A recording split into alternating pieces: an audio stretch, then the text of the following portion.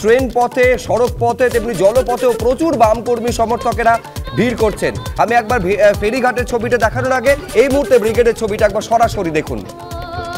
Hello hello, মাঠের মূল গেটের ডান দিকে যে জিরো সিপিলশ্রী যে গাড়িটি রয়েছে, অবিলম্বে গাড়িটিকে সরানোর জন্য বলা হচ্ছে। এই গাড়ি সরানো না হলে প্রশাসন তার মতন ব্যবস্থা নেবে। যার গাড়ি আছে এই গাড়িটিকে সরানোর জন্য অনুরোধ করা হচ্ছে।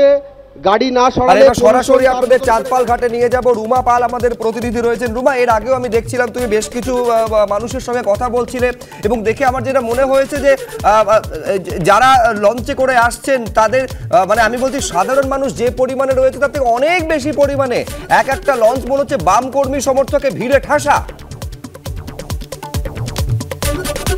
একদমই তাই। দেখো, একের পর এক লঞ্চ আসছে এবং এখনো একটি লঞ্চ এসে উপস্থিত হয়েছে এবং এই লঞ্চ থেকে যারা নামছেন তারা নদিয়া থেকে এসছেন, পূর্ব বর্ধমান থেকে এসছেন এবং প্রত্যেকে কিন্তু ব্রিগেডমুখী। এবং ব্রিগেডমুখী কেন? তাদের বক্তব্য কাজের দাবিতে, শিক্ষার অধিকারে এবং যেভাবে দুর্নীতি হচ্ছে সেই দুর্নীতির প্রতিবাদ করতে কিন্তু তারা আজকে ব্রিগেডে যাচ্ছেন। আমি জিজ্ঞাসা করে নেব, আপনি কোথা থেকে আসছেন? আমরা বীরভূম। কি কারণে আজকে? আচ্ছা, আমরা ইনসাফ, রাজ্যে যে নৈরাজ্য রাজ্য হয়ে যাইছে তার ইনসাফ তো চাইতেছে। আচ্ছা, কোথা থেকে আসছেন? বীরভূম, মল্লারপুর। এখানে দেখতে পাচ্ছি যে বীরভূম থেকে আসছে, কিছুক্ষণ আগে কথা বলছিলাম নদিয়া থেকে আসছে, পূর্ব বর্ধমান থেকে আসছে, প্রত্যেকে আসছে এবং একের পর এক লঞ্চ এসে থামছে।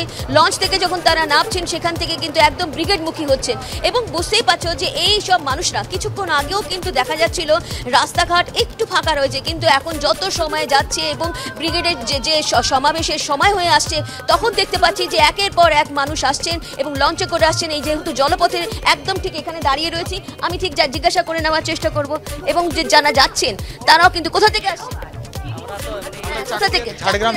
ঝাড়গ্রাম থেকে আসছেন, চাকুলিয়া থেকে আসছেন, প্রত্যেকে আসছেন এবং প্রত্যেকে ব্রিগেডমুখী রয়েছেন। সেই ছবিটাই তুলে ধরলাম এবং আরও লঞ্চ আসবে এবং একের পর এক লঞ্চ এসে থামবে, যেখান থেকে আমরা দেখতে পাচ্ছি তাদের পতাকা হাতে রয়েছে এবং ব্রিগেডে যাচ্ছেন ডিওয়াইএফ এর কর্মী সমর্থকরা এবং তাদের একটাই বক্তব্য, যেভাবে দুর্নীতি হচ্ছে এবং গ্রামগঞ্জে একজনের সাথে কথা বলছিলাম, তার বক্তব্য ছিল যেভাবে গ্রামগঞ্জে নৈরাজ্য ছড়িয়ে গেছে এবং ওখানে আতঙ্ক সৃষ্টি হয়েছে, যেহেতু তারা গ্রামে থাকেন সেই বিষয়টা তারা তুলে ধরছিলেন। অর্থাৎ তারা এই ইনসাফ চাওয়ার জন্য এবং ইনসাফ যাত্রা শেষ হওয়ার পর এই যে ইনসাফ ব্রিগেড হচ্ছে সেই দিকেই তারা যাচ্ছেন এবং অবশ্যই নেতৃত্বের তরফ থেকে কি বার্তা আসে সেদিকেই তাদের লক্ষ্য থাকবে।